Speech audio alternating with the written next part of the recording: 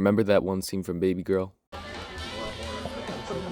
Shall we all do one? In the context of Babygirl, the milk represents both Romy's and Samuel's lust for power over the situation. Seeing that Romy is out with the major higher-ups of her company, Samuel orders her a glass of milk. This is a subtle way of saying that he has power over her and their sexual relationship because she could lose everything if she bows out. The milk is a threat, but then Romy drinks it. Her reaction is much more layered than one might think because it doesn't just go back to her reclaiming her power. Because if we watched Romy's character throughout Babygirl, we realize she likes the risk of being with Samuel and the failing of having less power in that sexual relationship.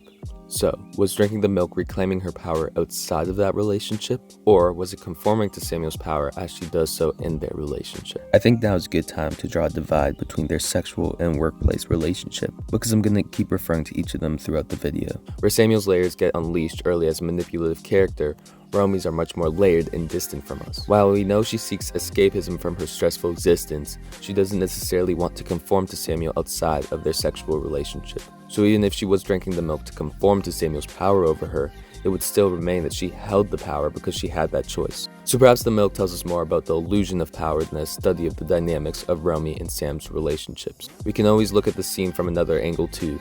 What if she hadn't drank the milk? What would that mean? The first thing it could convey was that she was threatened by Samuel in his grab for power and her position of work. It could also mean that she's not interested in playing his games outside their sexual relationship and wants to keep them separate. And when we look at those angles, perhaps it is much more simple why Romy took the milk. We know she likes danger. It provides her with this youthful sense of escapism from her deeply coordinated and stressful life. So she submits to Samuel, while still maintaining her power because it adds fuel to the risk. The most logical reason Romy takes the milk is because her subconscious yearns for the danger of Sam and what he represents. Because why would you logically take the milk even if you feel like you're reclaiming your power in this work setting in front of your bosses and higher-ups? Well, essentially, their whole relationship is a fight for this power, a battle that Romy ends up winning in the end. But because of how each of them behave, the normal power imbalance that would occur here kind of goes out the window.